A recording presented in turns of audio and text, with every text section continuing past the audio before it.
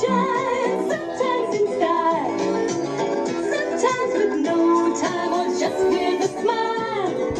Up to her eyes in surprises and tricks, no disguising. She's a little handful of trouble, a couple of fun. Glad you could make it, so glad you could come. Little miss, we're waiting for you. Ready, steady, how do you do? Little Miss Chatterbox by Roger Hargreaves. Little Miss Chatterbox talked more than a lot. She talked all the time, day in and day out, week after week after week, and week after week, month after month, year in, and year out. She never stopped. She didn't know it, but she even talked in her sleep. She had a brother. I bet you can guess what his name was. Can't you? That's right, Mr. Chatterbox. She looks a bit like him. Don't you think you should have heard them when they got together? You couldn't get a word in the edgeways, or sideways, or anyways. Have you ever heard about somebody being able to talk the hind leg of a donkey? Being able to talk the hind leg of a donkey? Well, Mr. Chatterbox could talk both hind legs of a donkey, and his sister could talk the hind legs of an elephant. Now, this story is about the time little Miss Chatterbox decided to get herself a job, which she did in the bank in the Happy Land. At 10 o'clock one morning, Mr. Happy strolled into Happy to who lent you bank in the middle of Happy Town. He took out his book, wrote a check, and went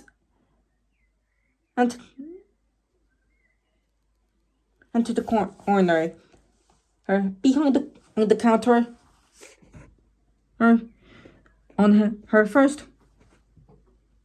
morning at work stood little Miss Chatterbox. She smiled at Mr. Happy. Mr. Happy smiled back. "Good morning," he said cheerfully. "Well," said little Miss Chatterbox, taking a deep breath.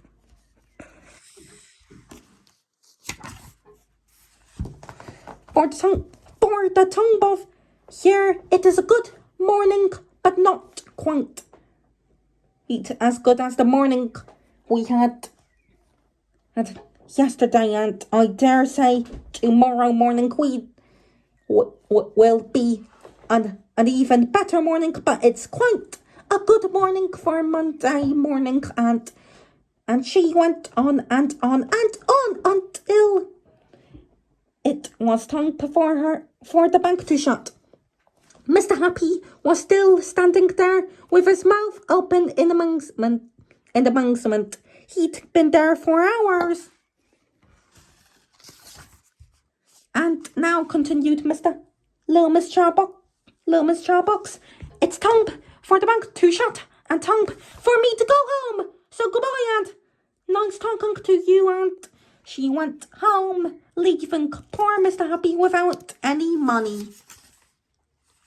The following morning, she was fired. She got herself another job in a restaurant to eat a lot.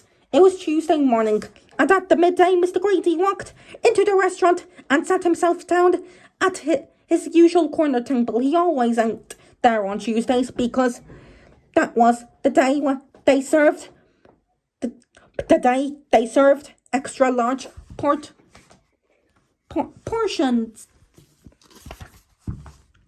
The waitress came up to take his order. "What's the soup of the day?" he asked. Mr. Greedy asked the waitress. "Well," Well, said little Miss Chatterbox, for she was the waitress, the soup of the day is tomato, but we also have other soups on the menu, such as oxtail and vegetable and chicken noodle, but we have lots of other things to start with, such as, and she went on and on and on until midnight. Mr. Greedy was still sitting there, listening in amazement. He'd been there for 12 hours, listening. And now, continued little Miss Chatterbox, it's time for the Eat a Lot restaurant to shut, and time for me to go home, so goodbye, and nice talking to you. And she went home, believing poor Mr. Greedy, feeling rather empty. Rather empty.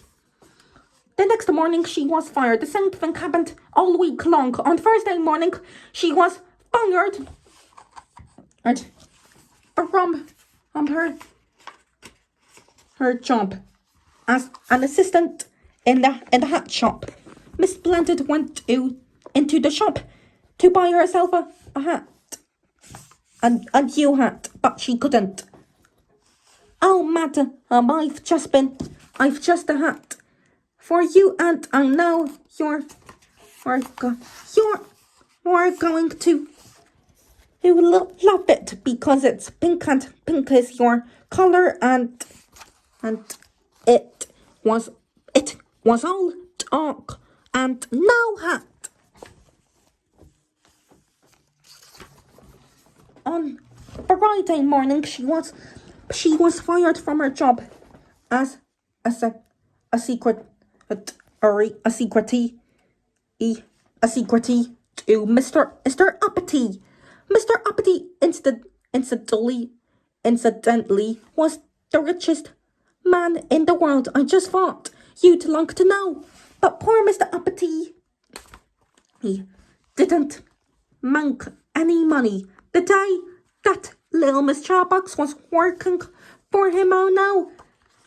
Oh, Mr. Uppity, I've never worked in an office before, and isn't it exciting? And would you like a cup of coffee? And are you as rich as everybody says you are? And it was all talk and no work.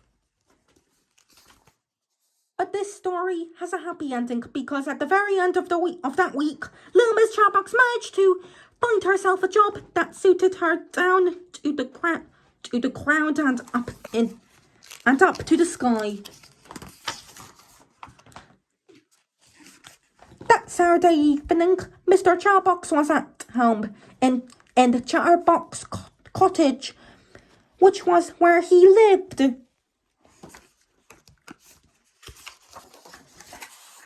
Mr. Chatterbox was cross because his watch had stopped, and he had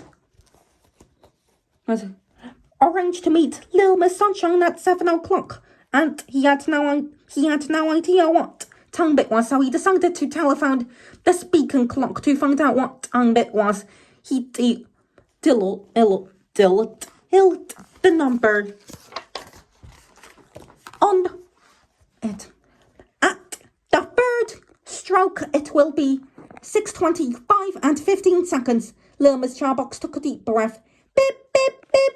At the first stroke, it would be 6:25 and 20 seconds. Beep, beep, beep. That's funny, thought Mr. Chatterbox to himself. That sounds just like my sister. The narration was by me, Molly, from Bubble Guppies. Gigi.